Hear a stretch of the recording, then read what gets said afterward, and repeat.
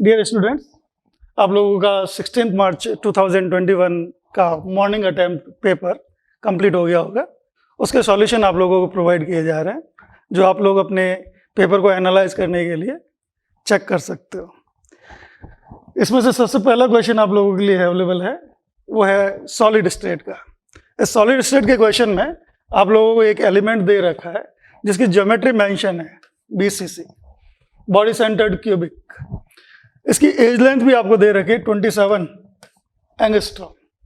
यहाँ पर अपने को नोन है कि बॉडी सेंटर्ड जो स्ट्रक्चर होती है उसके लिए body diagonal √3a that is equal to 4r, जिसके लिए एज लेंथ a का वैल्यू दे रखा है। तो आप यहाँ पर रेडियस कैलकुलेट कर सकते हो पार्टिकल के लिए। तो r की वैल्यू मिल सकती है या फिर 4r की वैल्यू आप निकाल सकते हो। सेम एलिमेंट अगर यहाँ पर फेस सेंटर्ड क्यूबिक अरेंजमेंट में अगर आता है तो उसके लिए रिलेशन होता है √2a equal to 4r। Element same है तो रेडियस सेम रहेगी। 4r का वैल्यू हम लोग यहाँ से चेक कर सकते हैं। तो 4r का वैल्यू आपके पास में आ जाएगा √3a इंटू √3 इंटू 27। तो उस कंडीशन में आप a2 का वैल्यू चेक कर सकते हो, जो कि यहाँ पर FCC के केस में 33 एंगस्ट्रॉम मिलेगी। तो ये आपके पास में फर्स्ट क्वेश्चन जो मिला है मेमोरी बेस्ड, वो है सॉलिड स्टेट के रिगार्डिंग। नेक्स्ट क्वेश्चन आपके लोगों के पास में है मेमोरी बेस्ड, वो है सॉल्युबिलिटी के रिगार्डिंग आयनिक इक्विलिब्रियम का। इसमें दो एलिमेंट दे रखे हैं या दो कंपाउंड दे रखे हैं, एक है A2B और दूसरा है MX। जो A2B और MX है, इन दोनों के लिए KSP का वैल्यू सेम है, जो मेंशन है 4 × 10⁻⁻12। तो इससे आप सॉल्युबिलिटी निकाल सकते हो A2B का और MX का। क्वेश्चन आपसे पूछा गया है ratio of solubility of A2B and MX। तो फर्स्ट वाले केस में KSP जब आप कैलकुलेट कर रहे हो तो A2B आयनाइज होगा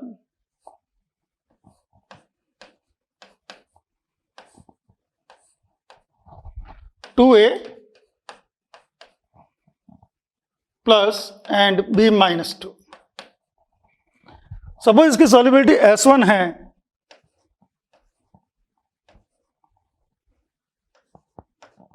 तो ये बनाएगा 2S1 और ये S1 होगा। तब आप इसका KSP नोट करोगे तो KSP होगा 4S1³। तो यहां से S1 का वैल्यू चेक करोगे तो S1 आएगा 10⁻⁻4 मोलर। सिमिलरली यहां पर MX के लिए जब डाटा कैलकुलेट करोगे तो MX आयनाइज होगा M+ एंड X- में, M+ एंड X- में। इसकी सॉल्युबिलिटी S2 अज्यूम कर ली, तो ये S2 बनाएगा, ये भी S2 होगा और KSP का वैल्यू आपको मिलेगा S²। तो यहाँ पर S1 का वैल्यू मिलता है 10⁻⁻4 मोलर, S2 का वैल्यू 2 × 10⁻6 मोलर। रेशियो आपके पास में आ जाएगा S1/S2 50। तो इस क्वेश्चन के लिए आंसर आपके पास में होगा 50। ये था आयनिक इक्विलिब्रियम का क्वेश्चन।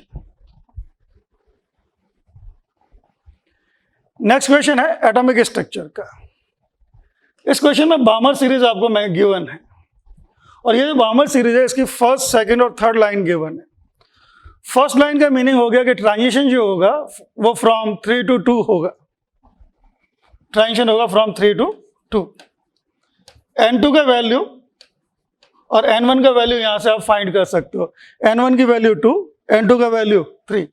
अगर वेवलेंथ कैलकुलेट करना है इसका, तो वेवलेंथ के लिए फॉर्मुलेशन यूज में ले सकते हो 1/λ that is equal to Rydberg constant Z² 1/N1² -1/N2²।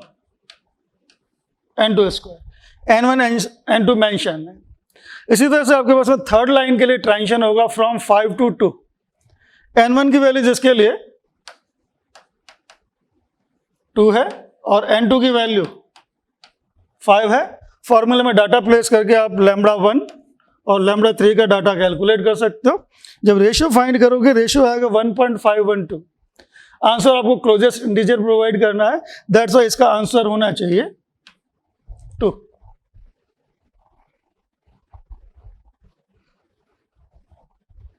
एक और मेमोरी बेस्ड क्वेश्चन मिल रहा है इलेक्ट्रोकेमिस्ट्री से रिगार्डिंग।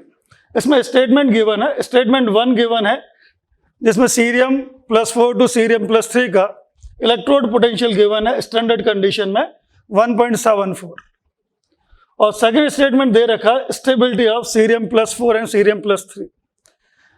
यहाँ अगर इलेक्ट्रोड पोटेंशियल का डाटा देखोगे तो उस कंडीशन में सीरियम +4 सीरियम +3 में कन्वर्ट हो रहा है और ई नॉट पॉजिटिव है।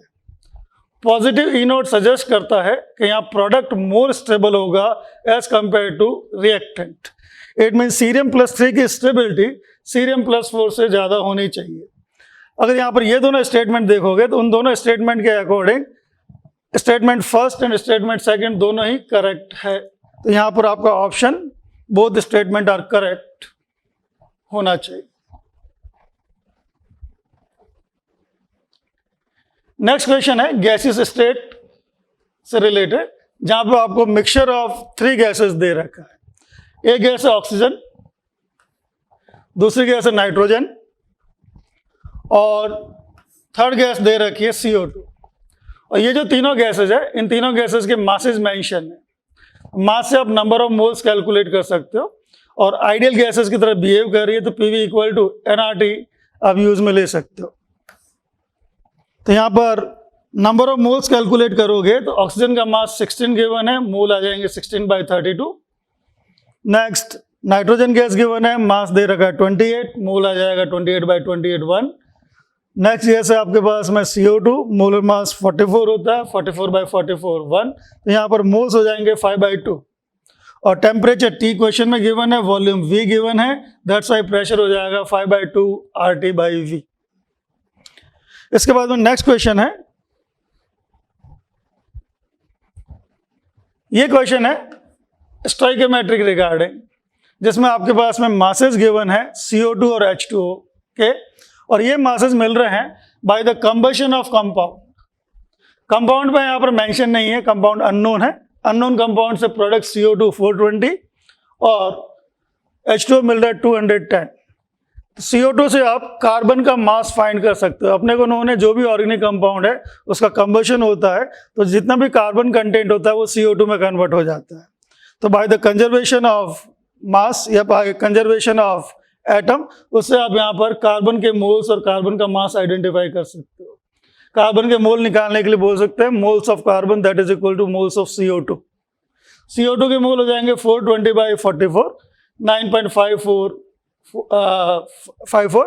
और इससे आप कैलकुलेट कर सकते हो मास ऑफ कार्बन। तो मास ऑफ कार्बन के लिए मैं बोल सकता हूँ अगर मोल्स नोन है 9.5454 तो यहाँ पर इसको 12 से मल्टीप्लाई करके आप मास फाइंड कर सकते हो। तो मास ऑफ कार्बन मिलेगा 114.54।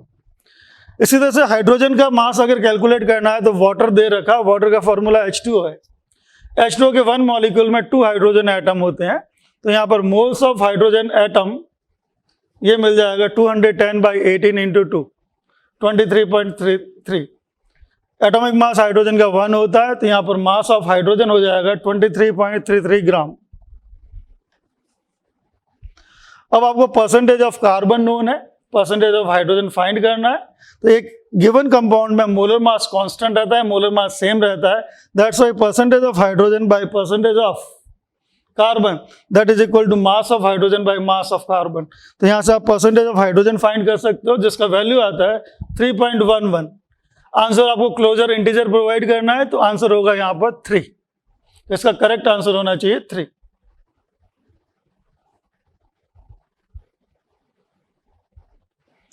नेक्स्ट क्वेश्चन है रेडॉक्स से रिलेटेड, जिसमें आपको एक अनबैलेंस रिएक्शन दे रखी है जिसमें कोफिशिएंट मेंशन है MnO4 का। इस रिएक्शन को जब बैलेंस करने जा रहे हो तो उस कंडीशन में यहां पर Mn चेंज होता है फ्रॉम +7 टू +2। Mn के लिए चेंज ऑफ इलेक्ट्रॉन होता है 5 का। कार्बन का ऑक्सीडेशन नंबर है +3 और ये चेंज हो रहा है +4 में। 1 कार्बन एटम के लिए चेंज आएगा 1 का और C2O4 में 2 कार्बन एटम है तो इसके लिए ओवरऑल चेंज आएगा 2 का। तो यहाँ पर ये +2 चेंज आएगा, ये -2 का चेंज है। और रेडॉक्स बैलेंस करने के लिए आपको कोफिशिएंट को क्रॉस मल्टीप्लाई करना होगा, यहाँ पर मोल्स ऑफ इलेक्ट्रॉन दोनों में सेम हो जाएगा।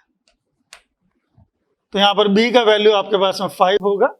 अब आप रेडॉक्स बैलेंस करो, Mn का एटम 2 है तो यहाँ पर D का वैल्यू 2 हो जाना चाहिए। कार्बन का एटम टोटल 10 है तो CO2 के लिए कॉफिशिएंट 10 हो जाना चाहिए।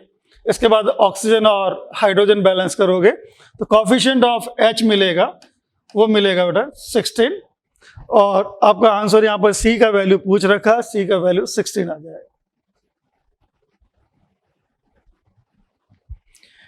नेक्स्ट क्वेश्चन है वो है लिक्विड सॉल्यूशन से रिलेटेड। इस क्वेश्चन में आप लोगों को डिग्री ऑफ डिसोसिएशन दे रखा है 10% और साथ में आपको पूछा है boiling point in degree Celsius.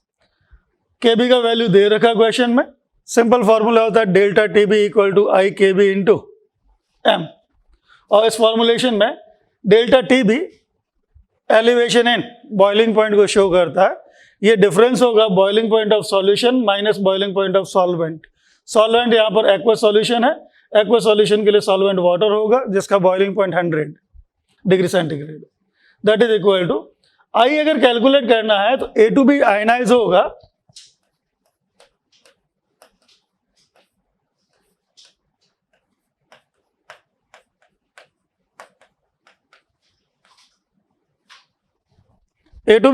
होगा 2A plus and B minus 2। तो उस कंडीशन में आपके पास में यहाँ पर इनिशियली कॉन्सेंट्रेशन C रहा हो तो उस कंडीशन में अल्फा आयनाइज होगा, ये अल्फा C बनेगा, ये अल्फा C बनेगा। तो यहाँ पर I का वैल्यू अगर चेक करना चाहोगे तो I का वैल्यू आपके पास में आ जाएगा C plus 2 alpha C by C। तो उस कंडीशन में ये I आ जाएगा 1 प्लस 2 अल्फा। अल्फा का वैल्यू अगर चेक करना है तो क्वेश्चन में आपको दे रखा है 10% आयनाइजेशन, अल्फा हो जाएगा 10/100.1। तो उस कंडीशन में I का वैल्यू हो गया 1 प्लस 2 अल्फा। कॉन्सेंट्रेशन के लिए वैल्यू दे रखी है आपको मोलरिटी 10 और साथ में Kb का वैल्यू 0.5 दे रखा है। तो यहाँ से Tb का वैल्यू आ जाएगा 106 degree centigrade. That's all for today.